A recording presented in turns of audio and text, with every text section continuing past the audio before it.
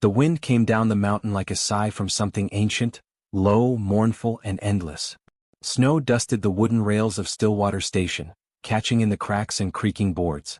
And there, under the station awning where lantern light flickered soft and orange against the dark, lay a woman curled on the bench like a forgotten note in winter's pocket. Silas Boone saw her before he meant to.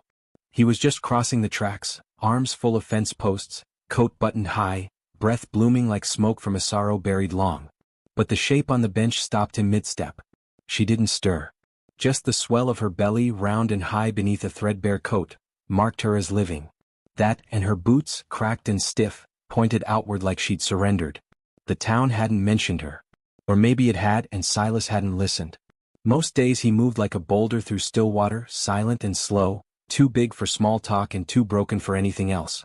They called him the widower giant, though never to his face. Only his mule answered when he spoke, and even she'd taken to silence lately. He stood for a while, his shadow falling over her like a blanket the wind couldn't steal.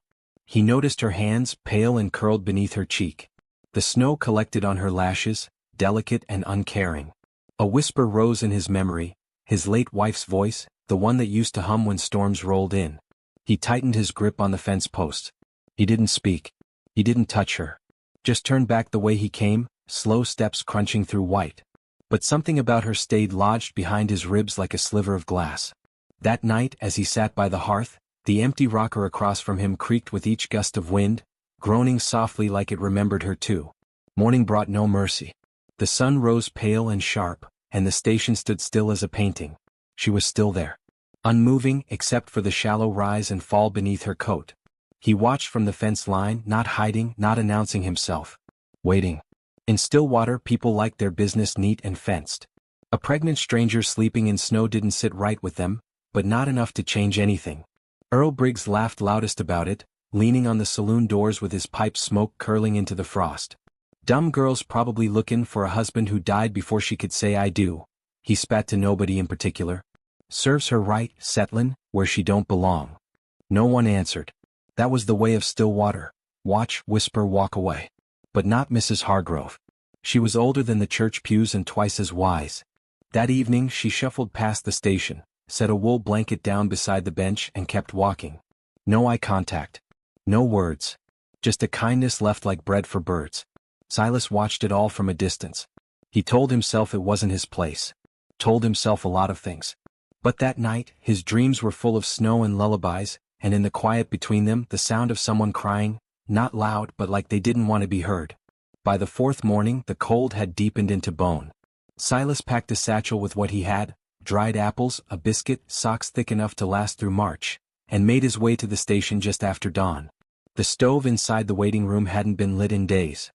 He bent low and built the fire with hands that had mended fences and buried love. The woman stirred at the sound of kindling cracking.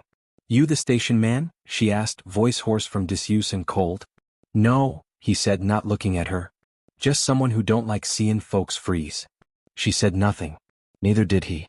When he left, the satchel remained behind, resting gently beside her boots. He didn't wait to see if she'd take it. Didn't need thanks. That wasn't why he came. Back home, the fire he lit didn't warm him. It only reflected the weight in his chest. His late wife Claire had died on a night like this. Thick snow, thin hope, hands reaching for help that didn't come fast enough. The baby hadn't made it either. Since then, Silas had spoken mostly to ghosts. But now, there was this woman. Lena, someone had said her name was. Lena McCrae. 25, widow of a settler man who died of fever 6 weeks into their journey west. She kept moving. Kept hoping. Until her body gave up just outside a town that didn't want her. Each day after he returned. Not to talk, he wasn't much good at that, but to light the fire, leave a bit of food, sit on the bench across the room while she sipped the tea he brewed. She always drank it. Never said much. But one day she whispered, "You got a name?" "Silas Boone," he replied after a pause. "Folks just call me Boone." She nodded. That was all. But it was enough to keep the fire between them from dying. The townsfolk noticed. Earl Briggs puffed his chest one afternoon and hollered, "Boone's lost his mind. First his woman, now takin' in a stray." Laughter followed, mean and sharp, but Silas didn't flinch.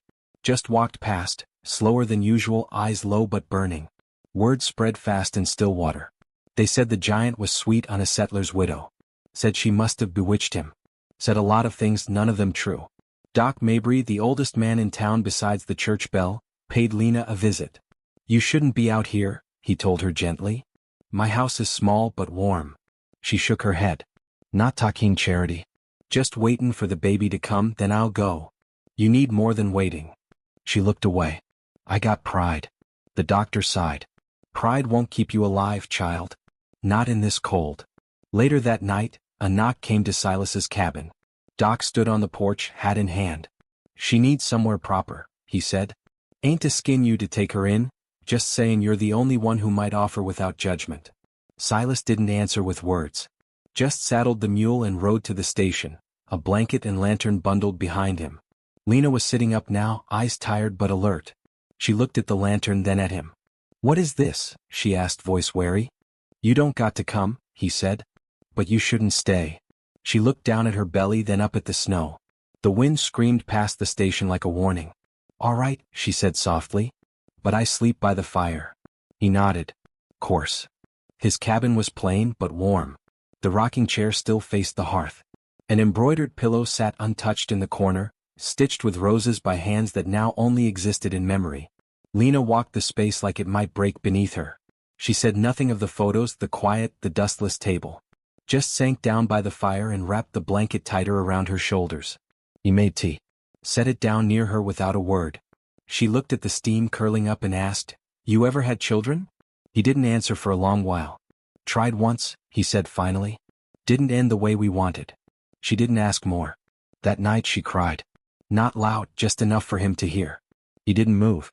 But his hand tightened around the old rocking chair arm until the wood creaked. The next few days passed quiet.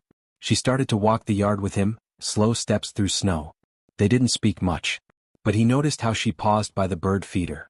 How she touched the mule's ear like it was sacred. How she kept glancing at the toy horse he'd whittled and left near her blanket. The town kept watching, whispering. She's too young for him. He's just lonely. It'll end bad. Even Mrs. Hargrove had thoughts. But when she passed Lena in town and saw how the girl stood tall despite the cold and the stares, she said only, Winter's hard. But you got fire in you. Then came the morning when Lena gasped and gripped the table. The baby was coming. The snow was high and the doctor was stranded past Miller's Ridge. Silas threw open the chapel doors and rang the old bell till it echoed like thunder. People came, Mrs. Hargrove, the pastor's wife, 2 girls from the boarding house. Even Briggs's own wife. They crowded the cabin, took over with calm urgency. Silas stayed outside on his knees in the snow, head bowed. He didn't pray, he didn't know how anymore. But he stayed. Hours passed. A silence thick and waiting settled over the street. Then a cry. Not from Lena but higher. No. A baby's first breath. Silas stood, boots cracking the frost, and walked to the cabin as if his heart was dragging behind him. Inside, Lena lay pale but glowing, a bundle wrapped in her arms. She looked at him like he wasn't just a man but a promise. Would you, she said, her voice barely a whisper, hold him? His hand shook. But he took the child, small red-faced whole, and cradled him like he'd been waiting his whole life to do just that. The boy's fingers wrapped around his. Silas Boone, who hadn't wept since the day he lost everything, broke. And the whole town, standing silent outside, did too.